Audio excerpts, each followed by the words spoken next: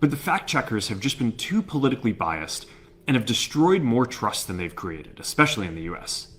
So, over the next couple of months, we're going to phase in a more comprehensive community notes system. Second, we're going to simplify our content policies and get rid of a bunch of restrictions on topics like immigration and gender that are just out of touch with mainstream discourse. He had restrictions on topics like immigration. What is the restriction on immigration? I did a test on YouTube. I haven't done it recently. Before I started the After Show channel, before I converted it from the Tim Pool unofficial After Show to the After Show Carnage channel, I was running tests on videos because I was like, I feel like there's a lot of reasons why you might get views, might not, but I feel like words are affecting it. And I did the test running videos on different times, different channels, and I saw that I had enough proof, and I ran it through AI to do stats on it, that the word immigration on YouTube videos was deemed as, from my research, we're not even talking about the mustache dude or anything like that. Even that topic is nothing to me now. But of course, to them it is. This is the type of stuff that he was doing before. No explanation as to why, just like, well, I'm going to change it up. We have no proof. There's no way for us to know if he's going to change it up or not. Restrictions on topics like immigration and gender that are just out of touch with mainstream discourse. What started as a movement to be more inclusive has increasingly been used to shut down opinions and shut out people with different ideas, and it's gone too far. So I want to make sure that people can share their beliefs and experiences on our platforms.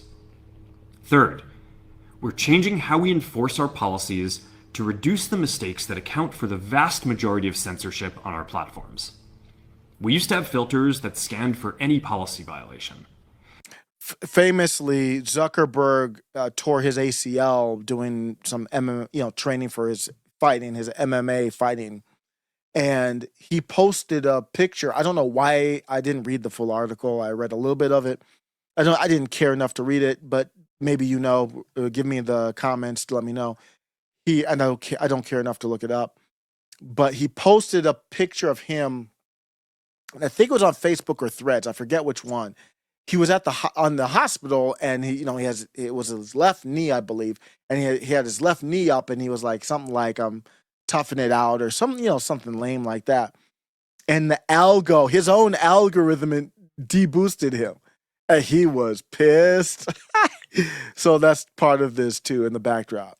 Now we're going to focus those filters on tackling illegal and high severity violations. Illegal? And for lower severity violations. Who determines if something is illegal or not? Can you help me out here? How all of a sudden do we have Mark Zuckerberg telling us what's illegal or not? Do you not see the problem with that? We're going to rely on someone reporting an issue before we take action. The problem is that the filters make mistakes, and they take down a lot of content that they shouldn't. So by dialing them back, we're going to dramatically reduce the amount of censorship on our platforms. They can literally turn the dial up or down on speech. We're also going to tune our content filters to require much higher confidence before taking down content. The reality is that this is a trade-off. It means we're going to catch less bad stuff, but we'll also reduce the number of innocent people's posts and accounts that we accidentally take down. Notice there's no discussion in this whole video, check me if I'm wrong, about giving users more power. I want the power to say, well, I don't care if something's illegal or not. Do I want to see it or not? Is what I care about. Fourth, we're bringing back civic content. For a while, the community asked to see less politics because it was making people stressed. Yo, he said, man, this is so cliche and cornballish, but man, could you imagine James Madison in the grave right now? Like some curly-haired freak is in control of a huge market of the digital. The town square has gone digital. There is no town square in any town that means anything right now. Maybe on a college campus, probably not even there.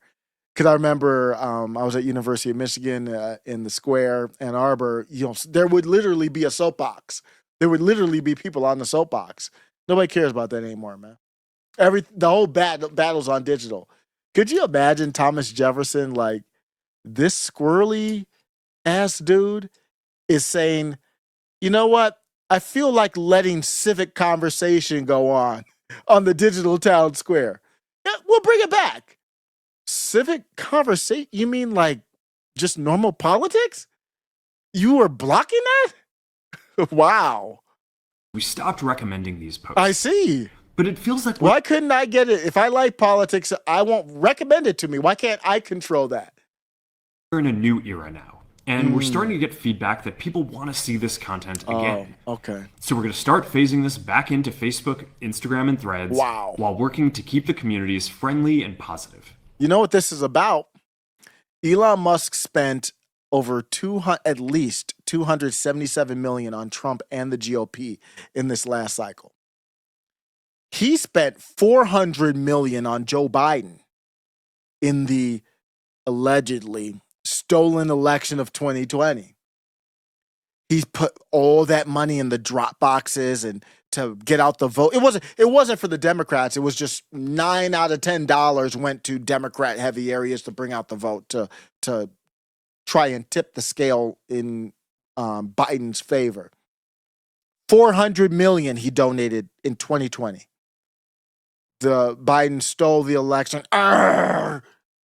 Biden became president, and he had no sway.